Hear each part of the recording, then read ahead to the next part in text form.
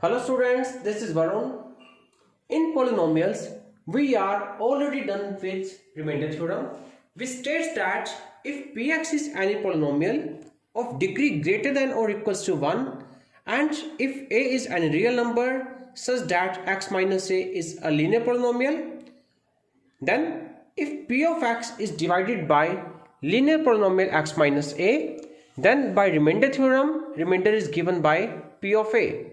And if we extend this thing with a situation that if remainder comes 0, means if value of p of a equals to 0, then linear polynomial x minus a is said to be factor of p of x. This is what factor theorem defines. So let us define factor theorem now.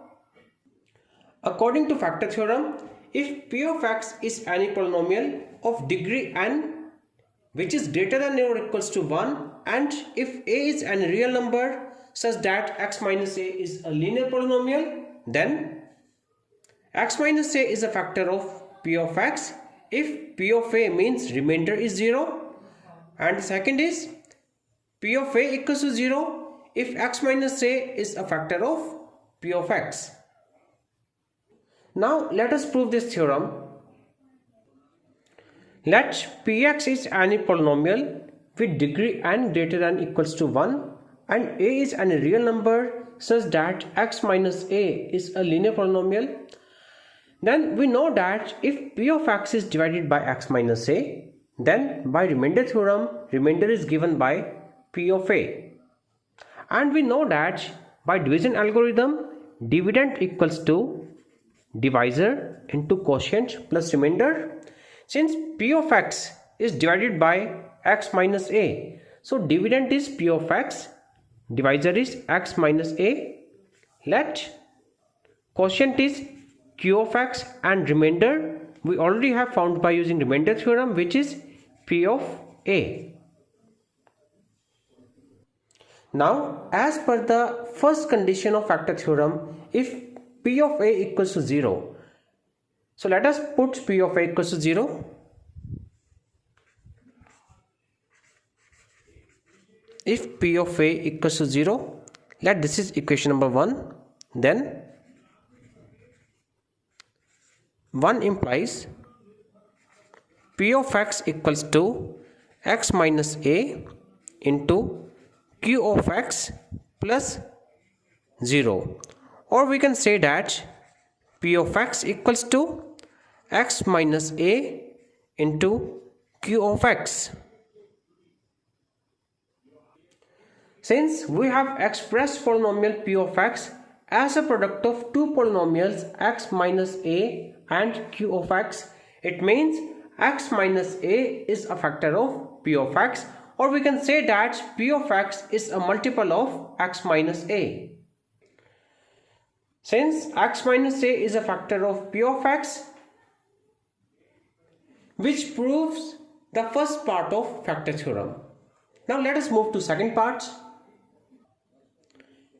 If x minus a is a factor of polynomial px, then we can express polynomial px as a product of polynomial x minus a and some other polynomial, let that be gx.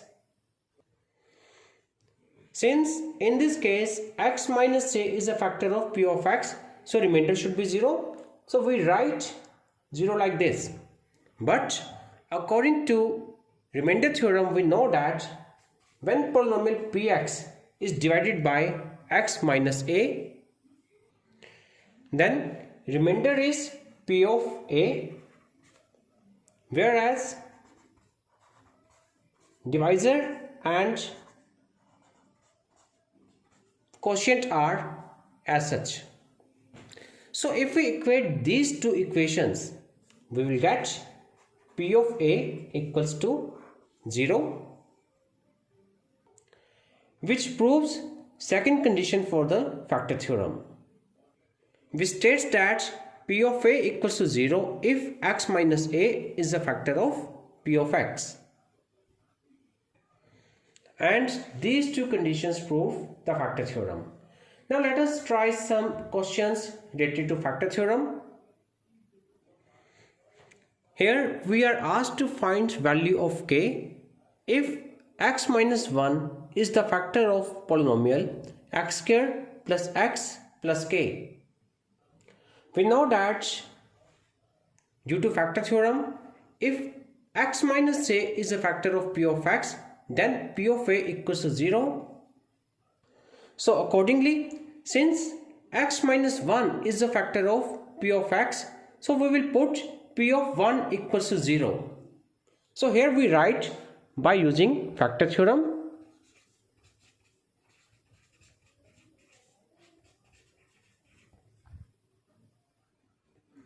Since x minus 1 is a factor of p of x, so p of 1 equals to 0.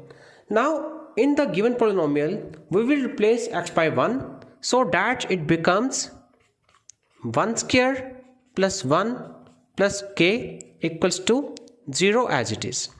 So on solving we get 1 plus 1 plus k equals to 0 or 2 plus k equals to 0, and from this we can solve for k, that will become minus 2. So the value of k equals to minus 2, which is our answer. So this is how we can use factor theorem to solve various problems based on polynomials. Thank you.